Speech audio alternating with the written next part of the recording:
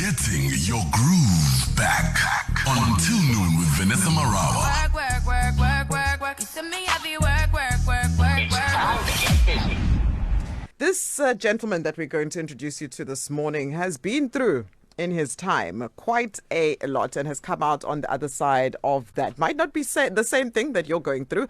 Kodwa ke izinto icishe ifane mazihlula umphefumulo, zihlula uhleka nokucabanga sometimes. Ke kube khona izinto mhlambe ozoyifunda komunye umuntu ukuthi ungakwazi ukuyikhipha kanjani kuleso space so that uzokwazi ukuqhubeka and continue to a better day and hopefully a brighter tomorrow. So let's welcome him to the show. Kamalake Mdu Mathenjwa. Mr. Mathenjwa, welcome to Vuma 103. Hey, Vanessa, ninjani? Ngiyaphila njani? I'm awesome as always, man. So I'm calling you. You're telling me already what you're emotional. What's going on, Mr. Mathenjwa? You know, I saw that the time is approaching for you guys to call me, right? So what I did was I pulled over on the nearest filling station. And as a coincidence, I see that it is the very same filling station that I stayed in for about 7 days when I was still living in the streets, because I spent my life in the streets for about 6 months after having lost everything. So I'm at that Queen Nandi Drive, that Celtics garage. So when I pulled over and then I got here, and I got a little bit emotional and grateful at the same time that I'm here today and I was there at the time. How long ago was that? It's just after my accident. So my accident happened in 2008, around 2011.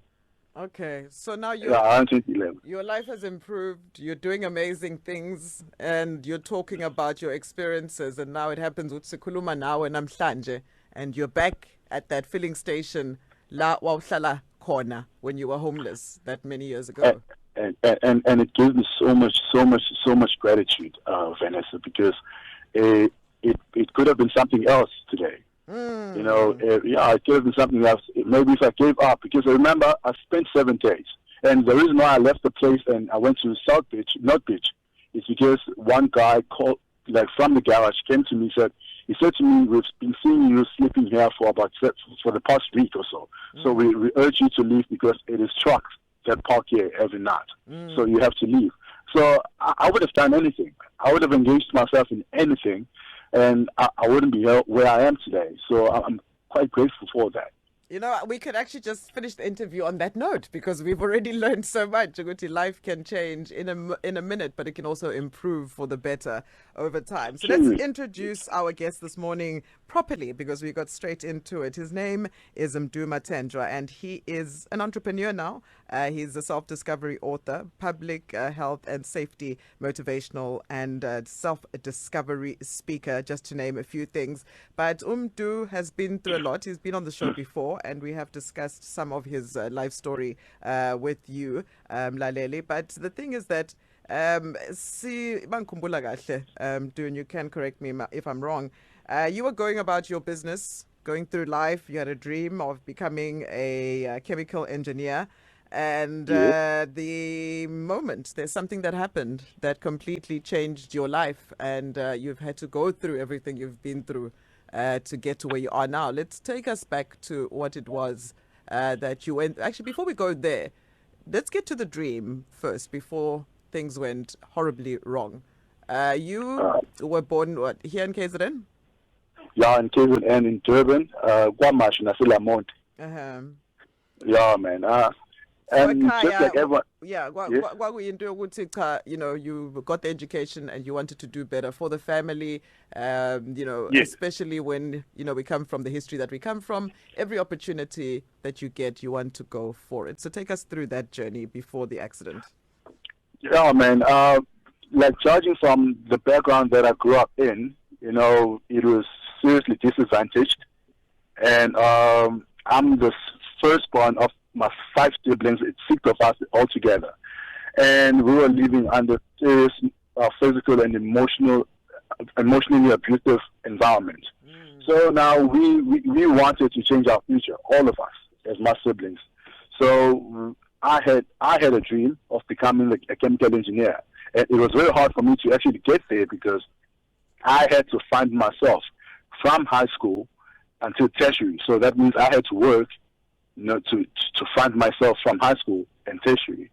And at some point, like years went by, and then I started to achieve that dream. I worked for different companies, and in 2008, just when everything was unfolding, just when I was just saying, oh, finally, after all this mess in my life, something positive is happening. And there's a strong mixture of acid, sulfuric acid and nitric acid. When I was working in one of the mines in 2008, it exploded. The pump that was pumping the acid, it failed, and then it exploded. And then more than 70% of my body was drowning in the pool of acid. I mean, Vanessa, I could feel that acid eating at me. It was eating at my skin bit by bit.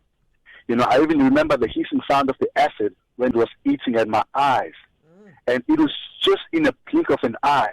What kills me greatly is the fact that the following day I was about to go home in Durban. And I was actually looking forward to going home because it was about 600 kilometers away. But I found myself stuck in a hospital bed 800 kilometers away from home for about 7 months in just one moment, in one incident. And whenever I think of those things, then everything changed afterwards. Everything changed, and I had to be in a survival mode until I'm here today. All I wanted was to see another day, every single day of my life. Where does your mind go, especially when something like that happens? It's an accident, of course, but when you're understanding, when you begin to comprehend, because with an accident, even if you trip and fall, there's a moment where you're not too sure what's happening, and then you realize what's happening. Like, how do you actually comprehend lento when? How do you begin to assimilate that? I don't think you comprehend much, because when I think of the actual moment, I didn't feel any pain, but I could sense everything that was happening. I felt my skin peeling from my body. I felt the acid eating at my eyes. I even heard the hissing sound of the acid. When you mix with water, that kind of reaction, that hissing sound, I heard it. So I was feeling everything, and I didn't feel much of the pain, of the physical pain.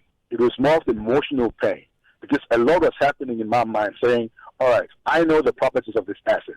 It is quite deadly. And with this much of acid in my body, chances are I'm not going to make it. So if I don't make it, what's going to happen to everything that I've planned for myself and my siblings at the time? And if I do make it for some miracle, how far is my life going to change?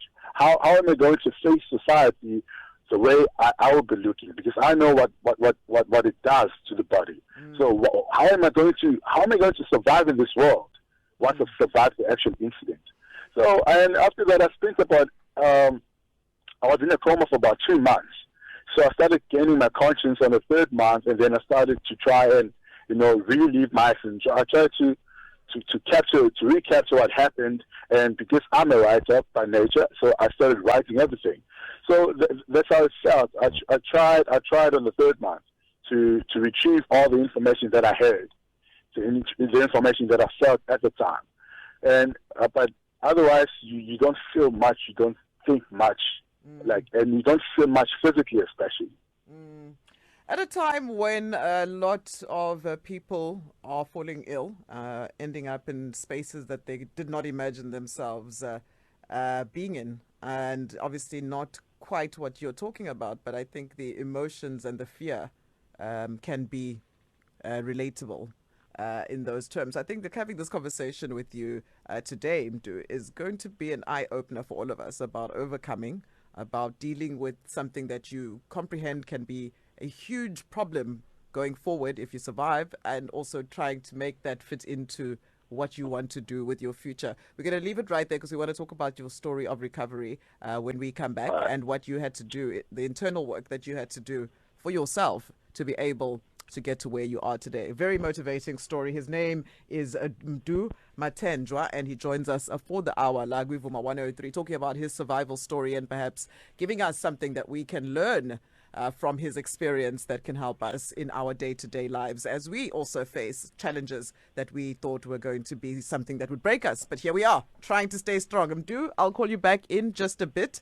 Flying solo today, so it's going to be a bit of drop and catch. So just please bear with us. It is 24 minutes until 11 o'clock. It is Vuma 103. This is Till Noon. I'm Vanessa Morale. If you've got questions or comments, or you'd like to ask a straightforward, simple question from Mdu, you can do that. He has said he's an open book if you need to ask him something about his experience. So we've got a few comments that have come through. Oh, Clement Nduli, who you know, just wanted to say, yeah, you remember Clement. He's saying that you're definitely a man that has risen above all odds to become a remarkable gentleman, that he just wants to share that with you. Also, D coming through, which I want to applaud him for rising from the ashes to beautiful places. He has been through a lot of tough challenges, and she says, I know him from our Kasi, Elamontville, and I just want to say to him, stay strong, my brother. I'm proud of you. And that is coming from Uti. Another one coming through from Miss T. Uti, morning to your guest. Shoo, I'm imagining the pain that he went through. Acid is such a dangerous chemical, and how he is dealing with the scars on his body. So that's what we're going to get to now. Do welcome back to the show. Excuse the kind of the haphazard fashion that is happening in, but do thank you for your patience. So let's talk about life after the accident, Mr. Mathenjwa, because this is what I'm hoping we will learn. Because first of all, we want to also just applaud you for your strength and courage, and first of all, going through what you had to go through, and then also taking it to us as communities and people to tell your story so that we can gain strength from it. What was the first, how did you first begin to understand that you had to move forward? Because it's easy for anybody when they go through something traumatic to just want to hide, especially when you've got the physical scars to show for it. What were you not tempted at any point and just not get involved in life again? Because obviously what had happened to you was unfair. Vanessa, to be honest with you, it took me about 3 to 4 years to be able to stand in front of the crowd and share my story with them. You know, it took me, it costed me a lot of mental strength, you know, that I had to go through. So it wasn't easy. You know, and I even remember the first time I saw myself. You know, I remember I was in a coma for about 2 months, and then I started gaining my conscience from the 3rd month. So I remember when I was in month 5, I only saw myself when I was in month 5 in hospital. And I remember that I was just lying in my bed as usual, and I just reminiscing about my accident. Then I realized that, okay, Mdu, you've changed a lot, emotionally, mentally, and otherwise, as you're lying in this bed. But it is time now you meet the other you, the Mdu that has changed physically. So I remember that I slowly moved out of my bed, and then I took my drip. My drip was mounted on a drip stand, and the drip stand had wheels on it. So I slowly pushed myself to the bathroom in hospital. And then I entered the bathroom, and then I looked at myself in the mirror. And when I looked in that mirror, Vanessa, I couldn't see myself, and I couldn't find myself. When I looked in that mirror, Vanessa, I saw a monster. I saw a monster whose face was covered in stitches and staple clips, whose eyes had stitches and blood everywhere. I saw a monster that not only the job that was lost, not only the physique that was lost, not only the family that had to readjust themselves to, not only life that I had to readjust myself into. I just saw someone who is not worth being a human being anymore. Someone who belongs to a separate galaxy. And to be honest with you, like, tears started falling down my face, because I said to myself, how on earth am I going to face this world and myself? Because clearly I didn't die. So it was quite a traumatic experience for me. And from that day that I saw myself physically, I had to try and see another day. All I wanted was to see another day. All I wanted was to survive today, and that is it. Were you ever depressed? Sorry? Were you ever depressed? Big time, and a lot of times. And it is 12 years later today. Sometimes I do get depressed from the accident. Yeah, so it is all about the survival instincts that you always have to revive from you. So how do you then reconcile what you've termed the monster in the mirror? Because I think in life, even though it might not be physical, we might do things that might, when we look at ourselves and we think, sure, I'm becoming somebody I don't recognize. How do you reconcile that monster, as you've termed it, with who you want to be and how you move forward in your life? How do you bridge that gap? People. How did you? Oh, people, yeah? People. It is the difference that the monster, so to speak, that the monster that does to people, the difference that it makes to those people. My accident, it has changed a lot of lives, Vanessa. And that is one thing for me that is priceless. I usually say to myself, I'll be stuck in one of the mines today. Being the most successful chemical engineer, who knows? I'll be making a lot of money, making a difference in my life. But today, my story, my new career, which is the monster that happened, through that monster, the changes that I'm making do not only change me, but it changes other people. It helps them discover themselves more. It helps them value themselves more. It helps them see another day more. So everything that happened, including me being a monster, was worth it. So I reconcile myself because of the difference that is being made continually to people each and every single day. I don't know, Mdu. I even remember the last time about 2 years ago when you were in the studio with us and you had your book with you, which I still have. And I remember thinking to myself, I don't know personally if I would have the strength to go through what you went through, the trauma of it, the having to pick yourself up and dust yourself off, part of it, all of that. Is there beyond the people? Is there something else that you turn to, a deep well inside of yourself that helped you become and to be who you are today? You will never know. You will never know. You'll never know if you're going to survive or not. You'll never know if you can be able to go through it or not until you get through it. So for me, I just kind of appreciate it because another person realizes that they don't have to necessarily have to go through this painful experience of going through the acid for them to realize that they're greater than they are today. So seriously, it still remains with people to me, Vanessa. Whatever colleague, it's like it's a purpose. It's my purpose, and I'm living it, and I can feel it inside of me. Whenever one soul, one person, the inboxes that I receive almost every day, the emails that I'm receiving from people who've read my books, people who I've spoken to in the mines, everywhere. The difference that is being made in their lives, for me, it's priceless, and it humbles me greatly. It actually makes me want to say, I don't want to get back to how I looked before. I just appreciate who I am right now because this is me. This is purpose. The greatest achievement that a human being can ever live, can ever have, it is to realize their purpose while they're still living. That's powerful. So if you are just I'm literally living my purpose. Yeah.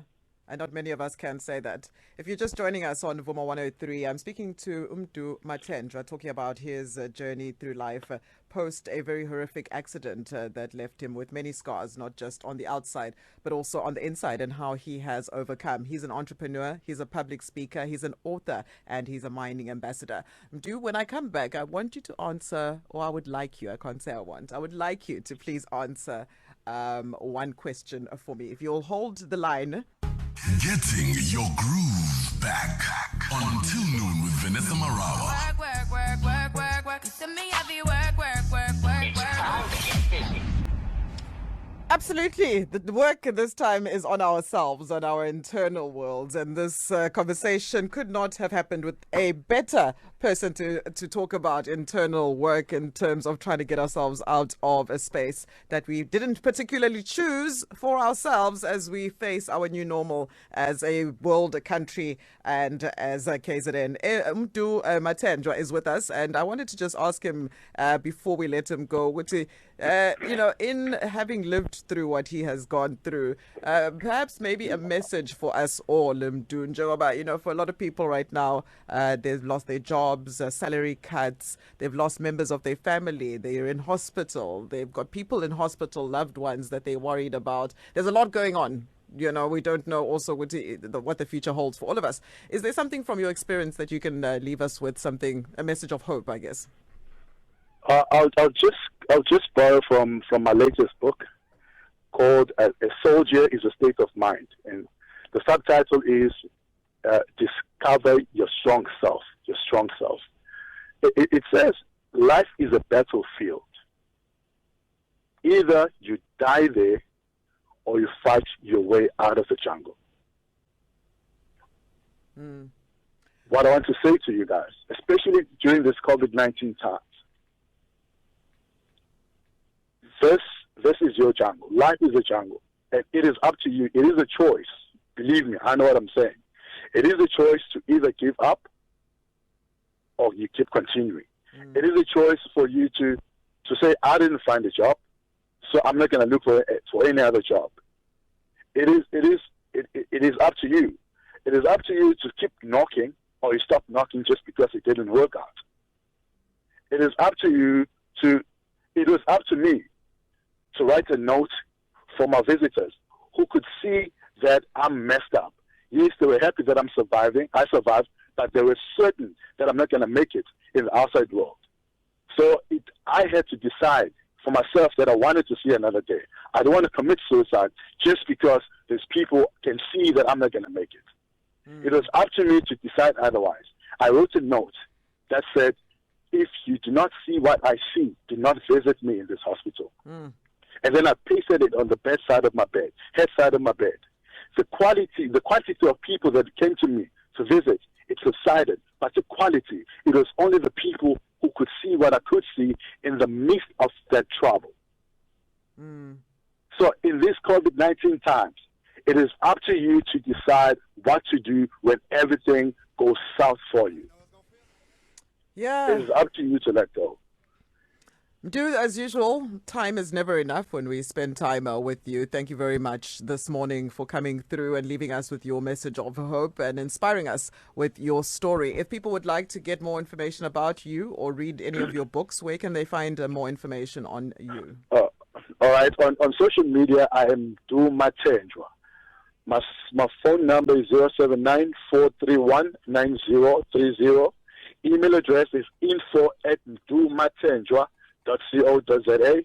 My book is you can find all my books. You can find them online. All my material, to be precise, you can find them online on www.grashyo.club.